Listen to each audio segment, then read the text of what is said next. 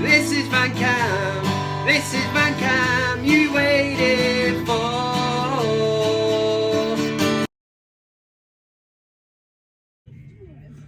Is that right, Steve? Were your mum so fat she had to use a drone to take the picture of a profile picture for Tinder?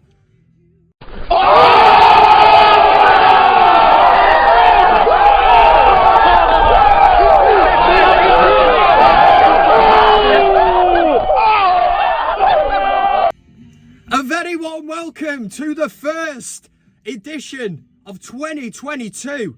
This, my friends, is the ManUtd VanCam. I am Kev Ashford. Hope everybody had an absolute mint Christmas and New Year, exactly like I did. This is the first one of 2022. I just wanted to say I'm really sorry I've had a busy couple of weeks, but we will be getting back full into gear and all that.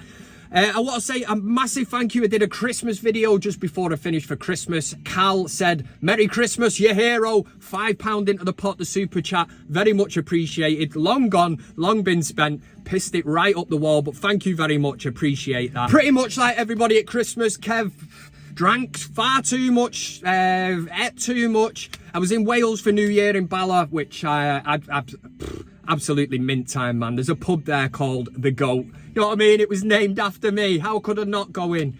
It wasn't named after me. It was named after an actual goat. But sound, good beer and all that. Pint of beer and Marathi in there. Cannot grumble, cannot grumble. On the football side of things, there was loads of football. We have, let me tell you what's coming up this week anyway, and thanks everybody for tuning in live. This week we're going to start with Kev talking loads and loads of horse shit. We then go into a thing called the BIG VanCam Debate. The last one that I did just before Christmas, we were talking about Anthony Martial, Tony Marshall. We were asking the question at that time, it looked like he'd put in a transfer request, which is evident that he did now. And I was asking a question, are you are? So we will address the poll and see how the VanCam Melee voted on that one. Straight after that, we fly into a CockStroker of the week. We're going to follow it up with best of the week. And if I've got time, I'll do your comments. If I don't, then, do you know what I mean? Don't shoot me down. I'm just finding my feet. It's the first one of the year. And believe it or not, lots of people have been in touch and said, Kev, where's the VanCam? We need it. So hopefully you're happy. We're back. And we're back talking about football and in particular Manchester United. Now over the Christmas period, I've got to say I was a bit shocked by some of the performances, and it's something we'll get into in the BIG VanCam Debate. I'm looking at it and there's a question that will be asked in that, so I'm not going to ruin it now, but I mean it's along the lines of just looking at performances by certain individuals. And I think Rangnick's gone in there, man, and he's ripped it up. And a lot of them players do not like it, but they've had it too easy, shower of bastards. That's why Rangnick's come in now. And I like this, the disciplinarian. I can never say that word. I've absolutely just boxed it off. What a year! Yes, it's Friday. Get in there. Disciplinary. Yeah, got it wrong. The first one, we'll cut that out.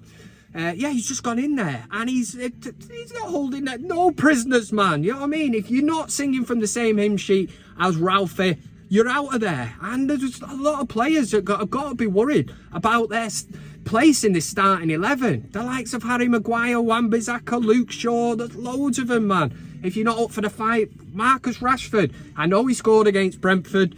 But over Christmas, I'm not going to lie to you, I was fucking fuming, man. They're downright, I'm no body language expert, but I'm looking at Marcus Rashford, I'm thinking, that's a lad, he might as well just been wearing, never mind Rashford on the back of his shirt, he should have just said, I want out of it, or can't be arsed, number 10. He might as well have had something like that on his shirt, but listen, there's loads to discuss, as always, struggling. There's loads to discuss when it comes to Manchester United. I think I've spoke enough. Kick back, pin back your ears, crack open the beers. We're getting fully into this, man. It's the first one of the year. And yeah, let's do the BIG VanCam Debate. Cue John Vallandigham, the finest man, lives in America. He had his own ManUtd VanCam T-shirt made up. Need to say more? He's a super fan of ManUtd VanCam. Let's do this. Yeah. The BIG VanCam Debate!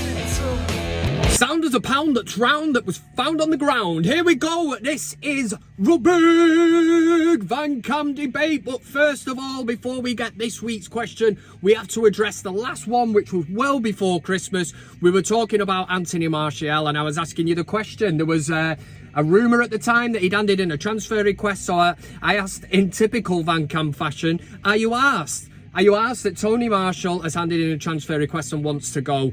Yes or a no? There was no sitting on the fence, no being a shit house. And 83% of the ManUtd VanCamily voted that, nah, not asked. So that's that debate put to bed. Go easy on me, baby. I was still a child, and you were a paedophile. Sure, that's the words, but there we go with this week's BIG VanCam Debate question. We are looking at Man United, we're looking at the management, we're looking at the players. We've been here before, we have debated it, but you have to ask yourself now, and the question for this week is, who's to blame, the players or the manager? And bear this in bastard mind, right? How many managers have we been through? David Moyes, Louis van Gaal, and even Giggs took over for a bit. Who else was there? We've had Mourinho, we've had Michael Carrick, we've had all these managers doing bits and bats, and none of them have really succeeded. We look at Jose Mourinho and saying that finishing second was his biggest triumph in his career with Manchester United, and it could bear a bit of fruit, that. Maybe there is a bit of honesty in that, and maybe there is a bit of truth to it. But we have to look at the shithouse performance that some of these players are putting, especially over the Christmas period. We hear the quotes, down in tools. Roy Keane, look at the comments that he's made. You know, these players have got other managers previously the sack. They will do it again. And when you throw in the Martial story, I find it very hard to believe that Tony Marshall is telling the truth. I'm on Rangnick's side. I think he has called him out. The thing with Martial, where I think he's been clever there, he's thrown in that I've never refused to play for Manchester United before, which I think is quite clever, because I'm pretty sure he would have been asked to have been in the squad. Maybe he said, I'm a starting. He'd be like, well, no, you dickhead, you're not played in ages, you're going to be on the bench, I might need to call upon you. And he's point blank refused. So in his head, he's probably saying, well, I've never refused to play for Manchester United. But has he ever refused to be on the bench? Well, that's exactly what's happened. And Rangnick has to... We said this when Solskjaer left Manchester United. It's almost like the supply teacher's gone. I know that sounds awful, but now you've got the headmaster, somebody who, disciplinary-wise, will come in and put the cat amongst the pigeons. And these players do not like it. They do not like it one bit. The majority of them are spoilt brats. They do not know what it means and what it is to put that red shirt on and play for Manchester United. Loads of them, I firmly believe, have taken it for granted at Man United. They're just walking out week in, week out. They don't understand. They are detached from the modern day football supporter. They're just going out, going through the motions. We got all this bullshit after game. We go again. Not the result we want. We try harder. We'll try a lot fucking harder. The fucking lot of you. You're in a privileged position. You're earning top money to do a job that a lot of people like me, I always wanted to play for Manchester United. I'd do anything, literally anything. I'd give me right hand to play for Manchester United. I'd give me left hand to play for Manchester United, and that would be a big sacrifice, you know what I mean? So the question this week, you need to look and you need to be asking yourself, who is to blame here?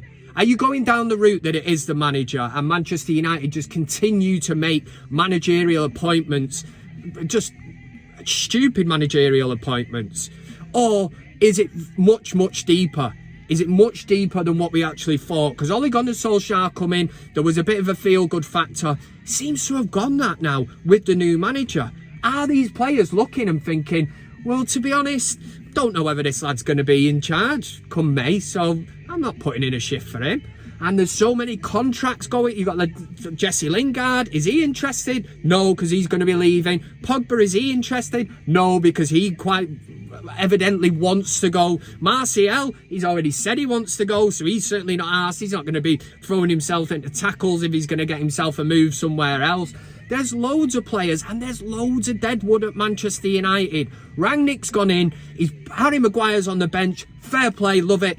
Rashford's out the team, should be, because he's been shocking recently. Yes, he got his goal against Brentford. There's other players in there, the likes of Wan-Bissaka and Luke Shaw.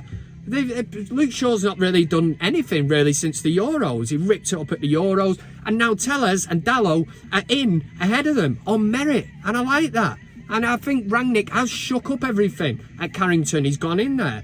So we will have to see how the players respond. But personally, I think that they have to take a long, hard look in the mirror. I do not think that they're physically fit enough to carry out the instructions that the manager wants him to do. And how long have we been saying this? Manchester United play one half of football.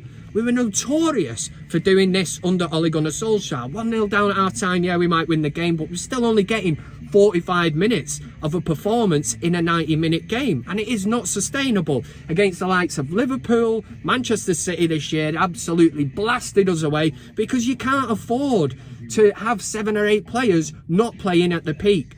David De Gea has been sensational this season. I cannot believe it's even been a debate whether Jordan Henderson, the hyped up Joe Hart wannabe, oh, you know, I'm all hyped up. Yeah, David De Gea is better than you, mate, and he's proved that this season. The cream rises to the top. Class is temporary. Class is permanent, man. Form is temporary, and in that instance, David De Gea has been absolutely sublime. So I'm glad to see him doing well, but it begs the question. He's made the most saves in the Premier League this season. He needs protection, man. He needs protection, and we will just have to see how that goes. So your question this week is on who's to blame, the players or the manager? Let me know in the comment section of this video. All the comments I want to keep under the video, and I'll try and read some of them out next week when we readdress this poll. Remember to click on the community tab of the ManUtd VanCam page. The poll will be all set up for you, and you just click on players, manager, and again, all comments in this one, not under the poll result. Nice one. The BIG VanCam Debate. So your big VanCam debate question is fully locked in and set. Let me know. Who's to blame? How are you looking at this? Do you hold the players accountable, or is it the manager, management, or whatever, yeah? You get onto the community tab of the ManUtd VanCam page. The question is already set, and all you've got to do is vote on it. Any comments on that debate, please stick under this video, and at least I can, they're all in. It's just making it easy for Kev, that's all it is. Right. We're going to crown the first CockStroker of the week for 2022. There's some familiar faces in there, man, so brace yourself, kick back and get ready for it. 5 nominations, only one person can take home the prize that no motherfucker wants. CockStroker of the week.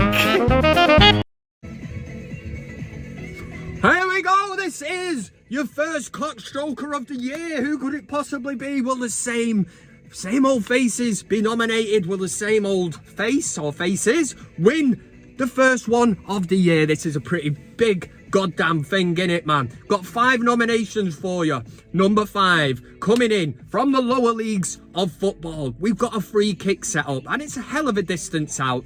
But the worst thing you need to be doing when you're watching this free kick, your mate's filming it, is for you to be overheard saying, he thinks he's fucking Ronaldo. You know, thinks he's Ronaldo, this lad. He'll never score from there.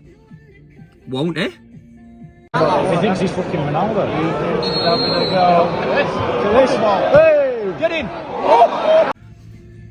Number 4 goes to somebody who's had a proper Western supermare. That's what I'm saying, man. A proper nightmare on Twitter. Football for All commented, put out a thing saying that Leeds United have condemned homophobic chanting aimed at Crystal Palace's Conor Gallagher during last night's game. This is obviously from a while back, but I favourited it because I wanted to bring it out to the VanCam masses, all 4,000 of you. Anyway, on that one, somebody said, why did they aim it at Conor Gallagher? So we get the thread going here now, and Miko has had a proper nightmare. This will be the last comment I read, but anyway, why did they aim it at Conor Gallagher? So back of the netto said it was Chelsea rent boy and he's on loan from Chelsea. You'll know what I mean by that. I don't have to, you know, go on about it. Anyway, so Miko come in and said, that's a homophobic chant. And somebody said, what do you think rent boy refers to? Question mark. We know what it is, don't we? Yeah, I don't have to explain myself. Anyway, Miko put back and put that he's on loan. See, he thinks Rent Boy. Miko thinks that Rent Boy means because he's on loan. So basically now, anybody that's on loan in the Premier League, it's fine. You can just call them a Rent Boy because they're being rented out, aren't they? They're on loan. Oh, God. 4, that's it. Yeah. Number 3 goes to the only way is Essex star, is that what you call him? Mark Wright, who was getting awfully giddy. He was on his way to West Ham. We're fucking West Ham, aren't we? You fucking won it, you can't. Anyway, he was on his way to that shithouse of a stadium to watch his team playing Leeds, and he was awful giddy. I'm getting the camera phone out, man. I'm that excited. I'm filming a video, and he's gone on. He says we're gonna, I can't remember the line, we're gonna smash them, something down them lines, we're gonna annihilate them, we're gonna beat them. That's what we're gonna, yeah, we're gonna beat them, aren't we, mate? Oh, you know what, mate? Yeah. They got beat and he made himself look like a right tit because he put it out on social media, and then after the game he had to record another video, which in fairness he did sort of admit that he's made himself look like a right mug. But in the way I look at it, man, he went home, got into bed with Michelle Keegan that night. So who's the real loser in this world? In fact, to watch West Ham pump Leeds all over the shop. I look like a complete mug with what I've just said earlier. Number 2 goes to somebody who is no stranger to CockStroker of the Week. It's the man Rants. Yeah, he's not on YouTube anymore. He's moved over to Twitch. You have to pay £4.99 or something, a subscription to actually listen to the horse shit. Well, is he a Tottenham fan anyway? He just jumped on the United bandwagon because we've got one of the biggest global fan bases in the world, and he thought, I'll have a bit of that. I'll have a bit of the, a bit of the cake. Anyway, he pretends to be a Manchester United fan, and you know that he's an absolute comedy act because in this clip, he says that Bruno Fernandes is shit.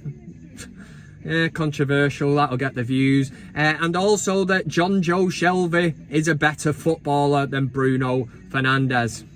What has that man been drinking? If he knows or if he's watching, let me know, man, because I want to get on the good stuff. And now, we're calling players like Bruno world class because they score goals. He's fucking shit, bro. He's not even Premier League standard. That's the honest truth. The thing is, though, it's not what we have seen for him to be as a number 10. He's just a goal scorer. Brother, he's not even Premier League standard, bro. Like, I'm looking at him, yeah. He's not a better footballer than John Joe Shelby. He's actually not. On, he's not, bro. What can he do better than Shelby? What can he do? What can he do better than Shelby?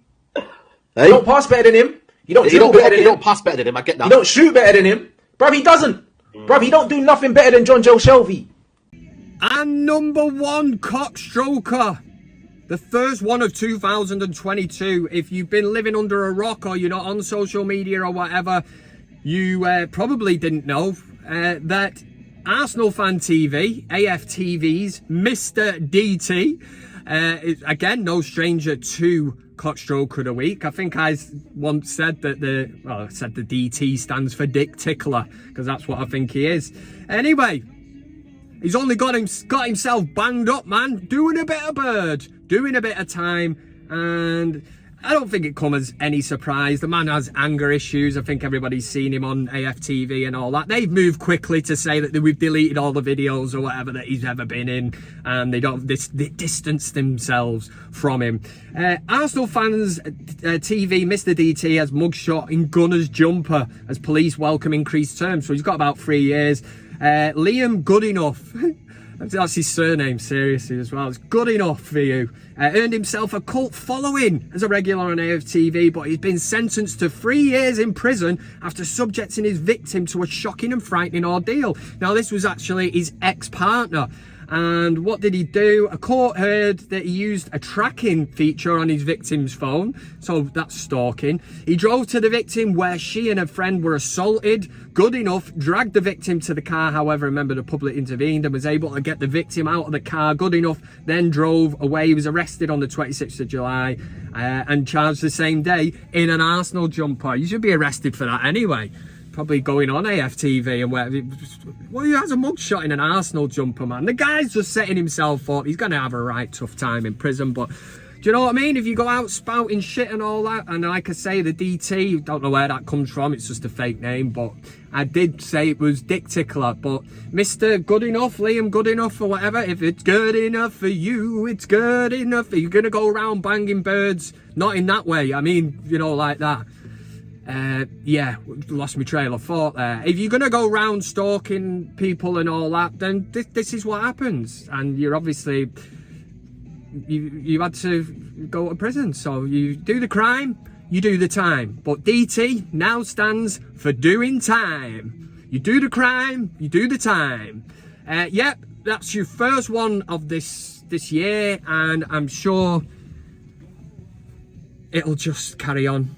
Yeah, the way it always does on CockStroker of the Week. Don't know what I'm saying. See you later. Let's go. CockStroker of the Week.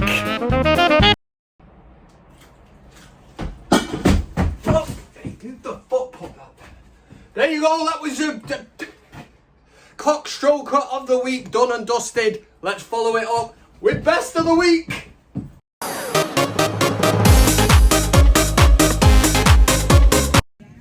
Let's do the first Best of the Week of 2022. Yes, yep, okay. Sound coming in at number 5. Stumbled across this one on the old social media shite, and it said, lads, please put on your mask. It saved a friend of mine's life yesterday. Do you know what I mean? Saving lives. He was in the pub with his girlfriend, and his wife didn't recognise him. It's number 5. Number 4 come courtesy of Twitter, and it was from @tweet_deck, who said, what I think I look like drinking a pint versus what I actually look like. And I think we've all been there, haven't we? I'd say I'm the other guy, actually. I don't think I'm the guy with the long hair and the beard. Yeah. 3 goes to some modern day football fuckery, but it's an absolute beauty. It's the kind of thing that if it happens against your team, you're absolutely fucking raging, man. You're gonna lose the absolute plot. But we've got it. It's from the African Cup of Nations. I don't even know what teams these are, but it is a corker of a clip. We've got a bit of a challenge that goes on. Both players go down, and they're both sort of, you know, who's going to stay down the longest. Bit of play acting going on. And then next minute, the other guy sort of crawls along and headbutts him in the lower back. It's an absolute mint move. Kind of shit you would probably see on Street Fighter or Mortal Kombat. Finish him! He finishes him off. It's the cheeky smile at the end that gets me. I think that's an absolute corker, you know. That shithousery of a smile as if to say, I've done him, good style. Hitting the number 2 spot was something that was quite bizarre, but ultimately, or at the end of the day, bloody goddamn effective, yeah? We've got this from I think it's the Chinese Super League, whatever. Anyway, we've got a free kick that's ready to come in. Now, we've all seen it, zonal marking. No, you don't have to mark a man, just mark a space and all that. This one is different gravy altogether. We've got, I wouldn't be surprised if they were like singing Ringa Ringa Roses. They're in a circle, starting to dance round, all holding hands. You see the other team going, what the fuck are these dickheads on? You know, what are these doing? The simple fact of this, it looks proper twattish, but goddamn, it's effective. The Ringa Ringa Roses goes on, we're going around, we're looking like dickheads, boom, ball comes over, mayhem in the penalty area, players don't know who to pick up, they scored a goal from it. So for that reason, it's effective, and it's number 2 best of the week.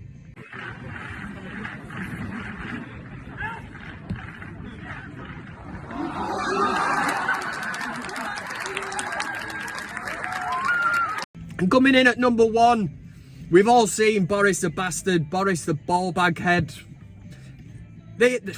Whilst we were locked down, and a lot of us, and I'm sure a lot of the viewers and that, we abided by these laws that Boris the Bastard put out, and lots of us couldn't see loved ones that were dying, you know, had to go through all that, and were locked up at home, everybody's losing the plot and stuff. Really, really bad times when you look back. But them shower of dickheads were bigging it up, having parties, bring your own beer and all that. It doesn't sit right with me. And it's not in best of the week. It's because Chris Kamara, the old yeah, Jeff, you know what I mean. Somebody mocked up the picture and it says, party? I don't know, Jeff. Is there? I saw them all drinking, Jeff. I just thought it was a business meeting. I like that. It's clever. And these dickheads think they can just say it was a business meeting. What, 100 people bring your own beer? Don't get me wrong, man. That is my type of business meeting. But no, don't sit right with me. But that one's funny. And that is your best of the week.